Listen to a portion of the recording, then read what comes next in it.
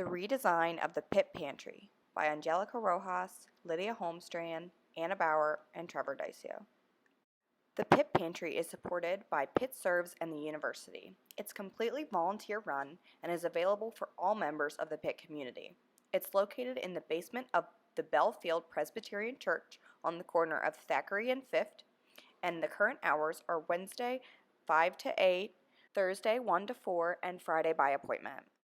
There are 4 main departments at the Pit Pantry: inventory and labeling and weighing area, where the pantry workers lay and label donations; backstock area, where the inventory product is stored before it's placed in a shopping area; sign-in area, where the shoppers sign in, collect informative pamphlets, fill out paperwork, and are able to obtain non-Pit Pantry administrative documents; lastly, the shopping area, where shoppers select their products from the shelves.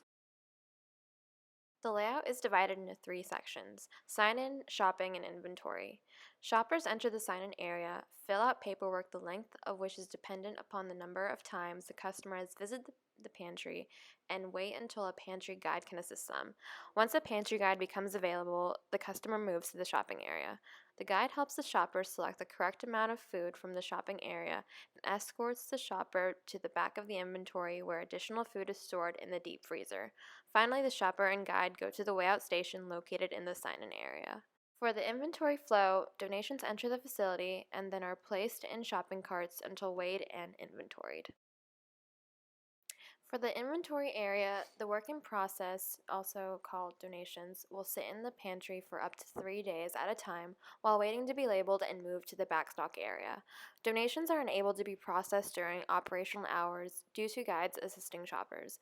Volunteers do not have a standardized method of recording inventory and have no standard workstation. In the backstock area, there is ambiguity as when to move food from backstock to store. As well, the refrigerator and deep freezer are located in the back of the department. There is limited space for waiting customers in the sign-in and the shopping area.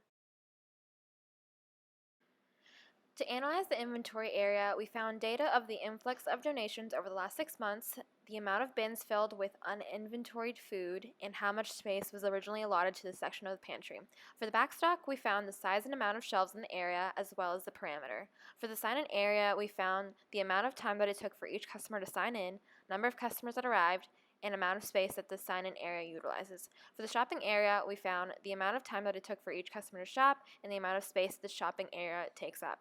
For the department interactions, we found the amount of time that each customer spent in each station, how many people were in each station at a time, and how the customer made their way through the facility from the time that they entered the pantry. Our first recommendation would be to remove tables that take up unnecessary space in the inventorying area, reducing the number of tables from 4 to 2. Next, we would rearrange the departments to minimize the space used by tables to increase the amount of availability for inventorying. The lengthy inventorying process is unstandardized, making finding the expiration date more time-consuming than necessary. Instructions should be placed on the wall specifying the process. Last, an additional scale should be purchased to allow the volunteers to inventory stock while the pantry guides assist customers. When not in operation, the additional scale can be used to increase the amount of food inventoried at one time. We would suggest moving the inventorying into the shopping area side room, moving the shopping area into the main room. This would create a separate area to do inventory. Our recommended layout includes a counterclockwise rotation, with the sign-in process being to the right when the customer walks in. From there, the shopping area would be against the walls of the main room instead of the back of the side smaller room. The last step would be weighing after the final shopping shelf, which would be next to the exit. Decreasing the carts from 6 to 1 would reduce the work in progress by 80% by getting rid of 5 carts. By taking out the 2 tables and pushing the other 2 tables against the wall, we would save approximately 35 square feet.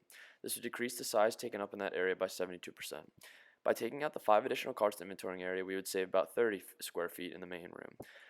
Walking through the facility during the entire process takes an average of 95 steps. We estimate that the average number of steps in the new layout would be about 57 steps. Therefore, we would be reducing the number of steps by 40%.